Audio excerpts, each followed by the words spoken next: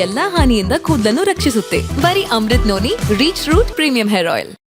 ಈಗ ತಾನೇ ಈ ದೇಶದ ಪ್ರಧಾನ ಮಂತ್ರಿಗಳಾದ ನರೇಂದ್ರ ಮೋದಿ ಸಾಹೇಬರು ಬೆಳಗಾವಿನಲ್ಲಿ ಇರ್ತಕ್ಕಂಥ ವೇದಿಕೆ ಮೇಲೆ ನಮ್ಮ ಮಗಳನ ಹತ್ಯೆ ಪ್ರಕರಣ ಕೂಡ ಅವರು ಅದ್ರ ಬಗ್ಗೆ ಪ್ರಸ್ತಾವ ಮಾಡಿದರು. ಅದ್ರ ಜೊತೆಗೆ ನನಗೂ ಕೂಡ ನನ್ನ ಕುಟುಂಬಕ್ಕೂ ಕೂಡ ನ್ಯಾಯ ಕೊಡಿಸ್ತೀನಿ, ಮತ್ತ ಯಾರೋ ಇದ್ರು ಕೂಡ ನಿಷ್ಪಕ್ಷವಾಗಿ ಅವ್ರನ್ನ ಬಂಧಿಸ್ತೇವೆ, ಮತ್ತ ಅವ್ರ ಆತ್ಮಕ್ಕೆ ಶಾಂತಿ ಕೊಡೋ ಕೆಲಸ ನಮ್ದು, ನಾವು ಮಾಡ್ತೇವೆ ಅನ್ನೋ ಮಾತು ಹೇಳಿದ್ದಾರೆ.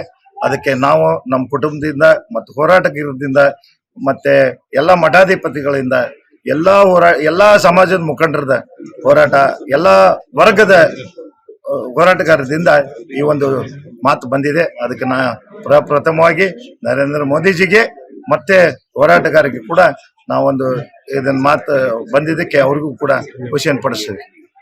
ಈಗಾಗಲೇ ದೇಶವ್ಯಾಪ್ತಿ ಹೋರಾಟ ನೋಡಿ ಅವ್ರು ಏನು ಮಾಡಿದ್ರು ಅವ್ರಿಗೂ ಕೂಡ ಧನ್ಯವಾದ ಹೇಳ್ತೀನಿ. ಮತ್ತೆ ನರೇಂದ್ರ ಮೋದಿಜಿಗೂ ಕೂಡ ನನ್ನ ಮಗಳ ಒಂದು ಹತ್ಯೆದ ಪ್ರಕರಣ ಬಗ್ಗೆ ಹೇಳಿದ್ದಕ್ಕೂ ಕೂಡ ನಾನು ಧನ್ಯವಾದ ಹೇಳ್ತೀನಿ. ಎಲ್ಲಿಯೂ ಕೂಡ ಒಂದು ವಿಶ್ವಾಸ ಮೂಡ್ತಾ ಇದೆ. ಈ ಒಂದು ಒಂದೇ ಹಂತಕ್ಕೆ ನಾವು ಹಂತಿದ್ವಿ.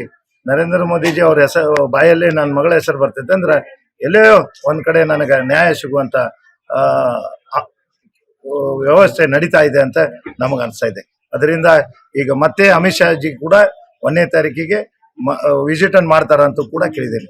ನನ್ನ ಜೀವನದಲ್ಲಿ ನಾನು ಮಾತ್ರವಲ್ಲ, ನನ್ನ ಕೂದಲು ಕೂಡ ಆಗಿರ್ಬೇಕು ಸ್ಟ್ರಾಂಗ್ ಅಂಡ್ ಸ್ಟೈಲಿಶ್. ಬರೀ Amrit noni reach root premium hair oil ನೊಂದಿಗೆ. Reach root premium hair oil. ಹಿಂಗಾಗಿ ಕೇಂದ್ರ ಸರ್ಕಾರಕ್ಕೆ ಯಾವುದೇ ಸಚಿವರು ಇರಲಿ, ಯಾವುದೇ ಪದಾಧಿಕಾರಿಗಳಿರಲಿ, ಎಲ್ಲರಿಗೂ ಕೂಡ ನಾನು ಕೃತಜ್ಞತೆ ಸಲ್ಲಿಸ್ತೀನಿ. ಅದೇ ರೀತಿ ರಾಜ್ಯ ಸರ್ಕಾರ ಕೂಡ ನಮ್ಮ ಮನೆಗೆ ಬಂದು ಸಾಂತ್ವನ ಹೇಳಿ ನಮಗೆ ಸಂಪೂರ್ಣ CID ತನಿಖೆ ಕೊಟ್ಟರು. ವ್ಯವಸ್ಥಿತವಾಗಿ ತನಿಖೆ ನಡೀತಾ ಇದೆ. ಫಾಸ್ಟ್ ಟ್ರ್ಯಾಕ್ ಕೋರ್ಟ್ ಮಾಡಿದ್ರು. ಇನ್ನೊಂದು ಕೂಡ ಡಿಮಾಂಡ್ ಇಟ್ಟಿದ್ದೀನಿ, ಅದನ್ನು ಕೂಡ ಬೇಗನೆ ಮಾಡ್ಬೇಕಂತೇಳಿ ನಾ ಇಚ್ಛಪಟ್ಟಿನಿ. ಅದು ಈ ನೇಹಾ ಹಿರೇಮಠನು ಕಾಯ್ದೆ ತಗೊಂಡು ಬನ್ನಿ, ಇದಕ್ಕೂ ಫಾಸ್ಟ್ ಟ್ರ್ಯಾಕ್ ನಲ್ಲಿ ಇಂಥ ಒಂದು ಪ್ರಕರಣದಲ್ಲಿ ಕಾಯ್ದೆ ತಗೊಂಡು ಬಂದು ಅದೇ ಎಲ್ಲಾ ಪ್ರಕರಣಗಳು ಅದ್ರಾಗೆ ಬರ್ಬೇಕಂತೇಳಿ ನಾನು ವಿಚಾರವನ್ನು ಇಟ್ಟಿದ್ದೆ. ಅದನ್ನು ಕೂಡ ತಾವು ರಾಜ್ಯ ಸರ್ಕಾರದವರು ಮತ್ತೆ ಕೇಂದ್ರ ಸರ್ಕಾರದವರು ಅದ್ರ ಬಗ್ಗೆ ವಿಚಾರ ಮಾಡ್ತೀರ ಅನ್ನೋ ವಿಶ್ವಾಸ ನಮಗಿದೆ. ಎಲ್ಲಾ ಹೋರಾಟಗಾರರು ಕೂಡ ನಿರಂತರವಾಗಿ ಈ ಹೋರಾಟ ನಡೀಲಿ. ಅವ್ರಿಗೆ ಗಲ್ಲಿಗೆ ಆಗೋ ತನಕ ನಾವು ಯಾರು ಕೂಡ ನಿಲ್ಲೋದು ಬೇಡ ಅಂತೇಳಿ ಒಂದೇ ಮಾತಿದೆ. ಅದಕ್ಕೆ ದಯಮಾಡಿ ಹೋರಾಟಗಾರರಾಗ್ಲಿ, ಮಠಾಧಿಪತಿಗಳಾಗ್ಲಿ, ಮತ್ತೆಲ್ಲಾ ಸಮಾಜದ ಮುಖಂಡರಿಗಾಗ್ಲಿ ನಾನು ಧನ್ಯವಾದ ಹೇಳಕ್ಕೆ ಇಚ್ಛಪಡ್ತೀನಿ. ಅನುಕ್ಷಣದ ಸುದ್ದಿಗಳಿಗಾಗಿ ವಿಸ್ತಾರ ನ್ಯೂಸ್ ಯೂಟ್ಯೂಬ್ ಚಾನೆಲ್ ಸಬ್ಸ್ಕ್ರೈಬ್ ಮಾಡಿ. ಹೊಸ ಸುದ್ದಿಗಳ ನೋಟಿಫಿಕೇಶನ್ಗಾಗಿ ಬೆಲ್ ಐಕಾನ್ ಕ್ಲಿಕ್ ಮಾಡಿ. ಲೇಟೆಸ್ಟ್ ಅಪ್ಡೇಟ್ಸ್ಗಾಗಿ www.vistaranews.com ವೆಬ್ಸೈಟ್ಗೆ ವಿಸಿಟ್ ಮಾಡಿ. ಅಂಗೈಯಲ್ಲೇ ಜಗತ್ತಿನ ಸುದ್ದಿ ತಿಳಿಯಲು ವಿಸ್ತಾರ ನ್ಯೂಸ್ ಕನ್ನಡ ಆಪ್ ಡೌನ್ಲೋಡ್ ಮಾಡಿ.